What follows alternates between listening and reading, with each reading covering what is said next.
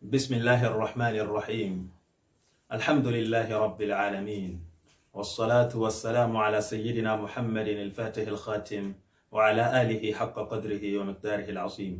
اللهم ثبت جناني وأجر الحق على لساني، وأعوذ بك من أن أظلم أو أظلم، وأعوذ بك من أن أغتال من تحتي. إنما الأعمال بالنيات وإنما لكل امرئ ما نوى، فمن كانت هجرته إلى الله ورسوله فهجرته إلى الله ورسوله، ومن كانت هجرته إلى دنيا يصيبها أو امرأة ينكحها فهجرته إلى ما هاجر إليه. ‘Yan musulmi, assalamu alaikum wa rahmatullahi wa barakatuh.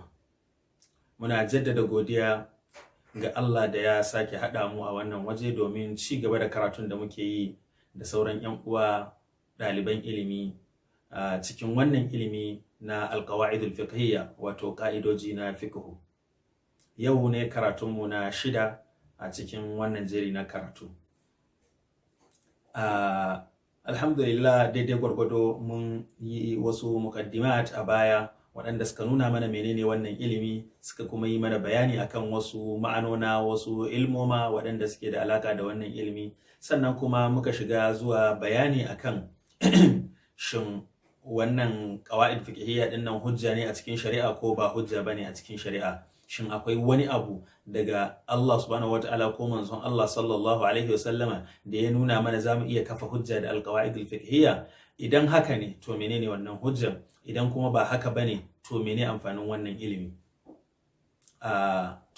Karatun da ya gabata mun yi bayani akan kokarin amsa wannan tambayar, cewan shin wannan alqawaidul fiqhiyya din hujja ne a shari'a ko ba hujja ba. Sai muka ce alqawaidul fiqhiyya din sun kaskashe biyu.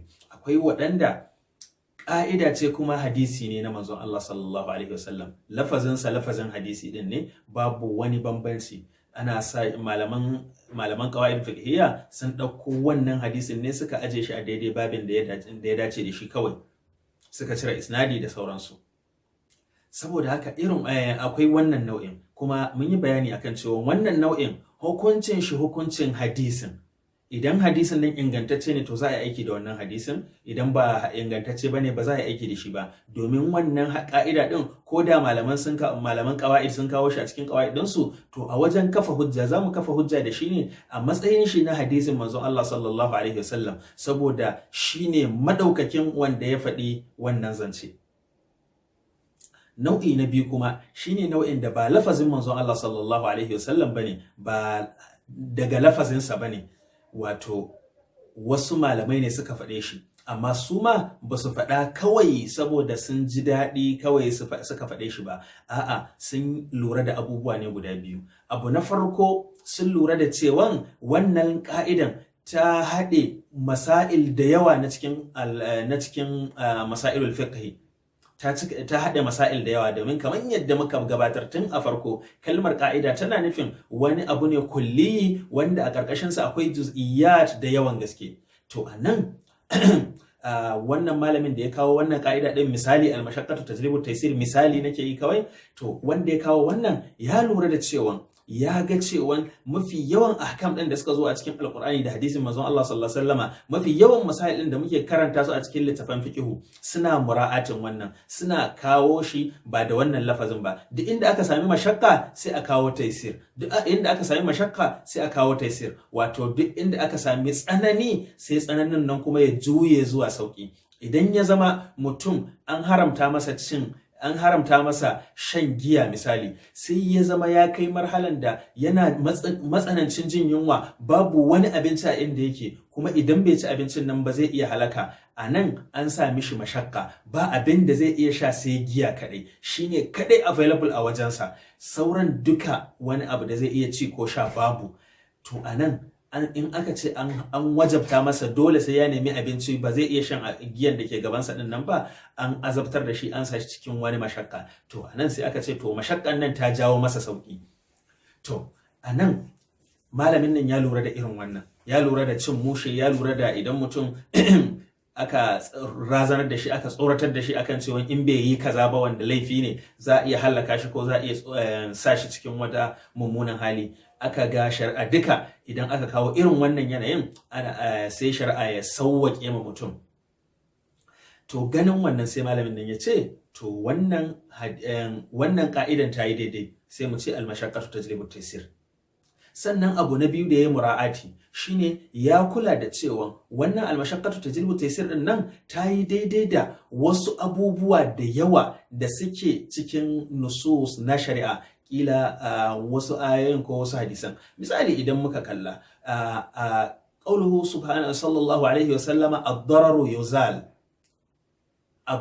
yuzal, wanda duka suna tare da al-mashaqqatu tajlibu at-taysir din nan ne. Kaga akwai ayoyi, akwai hadisai da yawa da suke karfafa wannan ma'ana din. Misali Allah subhanahu wa ta'ala yana cewa la tumsikuhunna diraran lita'tadu.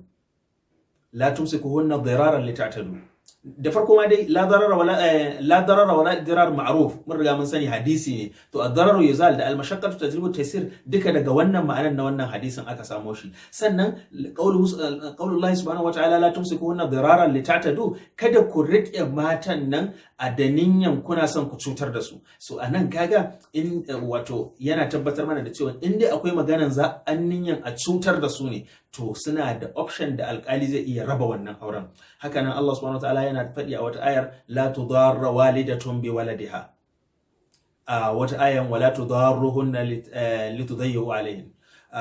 litudayyiqu alaihin. Haka nan ayoyi dai da yawa irin at-talaqu marratan fa imsakun bi ma'rufin aw tasrihun bi ihsan. Kaga wannan shi ma wato ana cewa Allah subhanahu wataala yana cewa at-talaqu marratan, saki biyu ne kadai, fa imsakun bi ma'rufin aw tasrihun bi ihsan.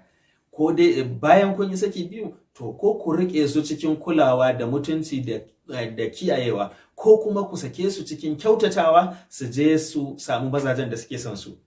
Haka wannan ka'idar da muka dauko ad-dararu yuzal ko al-mashaqqatu tajlibu at-taysir ba lafazi ne na manzon Allah sallallahu alaihi wasallam ba, amma kuma ma'anonansa sun yi daidai da wasu ayoyin da wasu hadisan na manzon Allah sallallahu alaihi wasallam. To wannan irin ka'ida fiqhiyya din mene hukuncin aiki da shi? Anan malamai suka ce wannan akwai matsala a cikin aiki da shi. In aka yi aiki da shi, ƙa'ida fiqhiyya, in aka yi aiki da shi kamar an yi aiki ne da wasu hadisai da yawa mabambanta. Akwai wancan hadisin, akwai wancan ayan, akwai wancan hadisin, akwai wajaje da yawa wanda suna ƙarfafa wannan ma'anan. To amma shin idan aka yi aiki da wannan kamar an yi aiki da wa'incan hadisan ne? Malamai suka ce a'a, ba kamar an yi aiki da wa'incan hadisan bane, saboda bambancin shine yanzu kamar ba an ce an kawo hadisin manzon Allah sallallahu alaihi wasallam din bane, an kawo ma'anan shi ne, kuma ana kokarin ya za a yi wannan ma'anan, wannan lafazin ya zama yayi daidai da ma'anan wannan hadisin da wancan. Saboda haka sai an canja siyaga, ba za a bi na hadisi ɗaya ba, sai an yi siyaga ɗaya wacce ake sa ran ta zama ta bada ma'anan wancan hadisin da wancan hadisin. Kuma idan dai za a yi haka, dole sai an rage daga ma'anan wancan hadisin da wancan ayan. Wato ba za a iya bada dukkan ma'anan da ke cikin wannan hadisin da wancan duka a waje ɗaya ba, wannan ba zai yiwu ba, domin babu wanda ya fi Allah subhanahu wataala iya faɗin zance, babu wanda ya fi annabi sallallahu alaihi wasallama bayan Allah iya faɗin zance. Annabi sallallahu alaihi wasallama an bashi jawami'ul kalim, to wanda aka bashi jawami'ul kalim kuma ka zo ka ce zaka faɗi hadisansa biyu duka ka faɗi a cikin wani larabci naka ta yanda kuma zai bada ma'anan wa'annan hadisai biyun, wannan ba zai yiwu ba. To shi yasa malamai suka ce to anan ba za a iya aiki da wannan hadisin wannan ka'ida fiqhiyya din a matsayin hujja ba, wato saboda wannan dalilin da na faɗi. Saboda dalili na biyu kuma shine ka'ida da muka sani kaman tun a bayanin mu na farko na ma'anan alqa'ida da muka zo bayanin sa a wajen malaman fiqhu, aka ce malaman fiqhu su sun ce huwa al-amru al-kulli alladhi yantabiqu alayhi juz'iyyatun kathira. Wato shine wani al'amari kulliyi, wani al'amari game wanda ya game juz'iyat ɗinsa, kuma juz'iyat nan nasa juz'iyat ne masu yawa, ba wai dukkan juz'iyat ɗin ba kullul juz'iyat ba, juz'iyat aghlabiyya ne. Su malaman fiqh suna ganin cewa ka'idan su ba ta iya zama kulliya yanda ya kamata, dole ko da yaushe akwai istisna'at. Wannan kuma ma'ruf, an riga an san shi sosai. Shi yasa a cikin bayanin mu na al-furuq, ma'anan al-furuq, muka ga cewa menene suke nufi da al-furuq shine mas'ala ce wacce sun yi kama da junan su, amma kuma akwai wani karamin bambanci, duk daga illan nasu kaman iri daya, amma akwai wata karamar bambanci.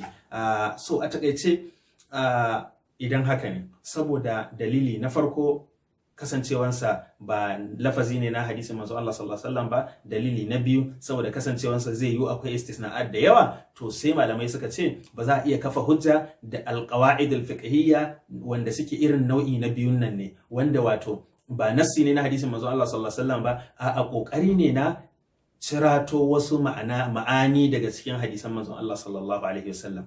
To idan haka ne, idan har ya zama wannan qawaid fiqhiyya da muke karanta ɗaya ne kaɗai za mu iya aiki da shi, wato wanda yake lafazi ne na hadisin manzon Allah sallallahu alaihi wasallam, ɗayan ba za mu iya istinbadin hukunci da shi ba, to mene amfanin abin da muke yi, mene amfanin karantawan da ake yi? Saboda in hadisin ne ai sai mu karanta shi a cikin littafin hadisi, mu bar fannin qawaid fiqhiyya. Saboda haka menene amfanin alqawaid fiqhiyya? Anan sai mu ce alqawaid fiqhiyya na farko abu mafi daga cikin mafi muhimmancin fa'idojinsa shine shi alqawaid alfiqhiyya yana kokari ne ya koyar da kai ko ya lakhase maka, ya tattare maka masail din da ka karanta su a cikin littattafai da yawan gaske, wanda da ka sami wannan ka'idan, duk sanda ka tuna da ka'idan kaman ka tuna da masail ne wanda sun kai ɗaruruwan masail, baka buƙatan sai ka yi bitan wa'annan. Duk sanda matsala ta zo maka, maimakon ka ce bari in tuna da hukuncin da malam mai muktasar ya faɗi akan wannan matsalar, kawai zaka tuna da wannan ka'idan ne, shikenan ka huta. Za ta tuna maka duk abin da malam mai muktasar ya ce, da malam mai ar-risala, da malam mai sauran littattafan duk da ka karanta ma. So ɗaya daga cikin amfanin alqawaid alfiqhiyya kenan. Daga cikin amfanin kuma alqawaid alfiqhiyya again, yana koyar da ɗalibi, yana tadribin sa akan almalakal fiqhiyya, ya samar masa da wani instinct na fahimtar fiqhu, yanda idan ka san alqawaid alfiqhiyya da kyau, ka haddace su, ka san ma'anan su, zaka ga ko da yaushe idan masail suka zo maka kana iya rarraba su, ka ce wannan dan gida kaza ne, wannan dan gida kaza ne, wannan dan gida kaza ne, kaza akwai bambanci tsakanin sa da kaza, kaza da akwai bambanci tsakanin sa da kaza. Irin wa'annan abubuwan, wannan yana daga cikin fa'idoji na alqawaid alfiqhiyya. Sannan kuma yana daga cikin fa'idojin qawaid alfiqhiyya sanin asrar na hukunce-hukunce. So da yawa qawaid din nan ilal ne, wato illoli ne na hukunce-hukunce din. Misali inda aka ce maka al'adatu muhakkama, al'ada abin hukuntarwa ne, idan aka samu matsala to kana iya hukuntar da al'ada ya zama shine abin hukunci. Duk da wannan maganar in mun zo cikin bayanin misalai na alqawaid alfiqhiyya da bayanin su, za mu yi bayani akan wannan da faɗi sosai. Wannan shine ƙarshen karatunmu na yau, da fatan Allah ya sake haɗa mu a karatu na gaba, mu ci gaba da bayanin abin da ke da alaƙa da wannan ilimi, na bayani akan tarihin ilimin da kuma shiga cikin ainihin ilimin. أقول قولي هذا وأستغفر الله العلي العظيم لي ولكم، والسلام عليكم ورحمة الله وبركاته.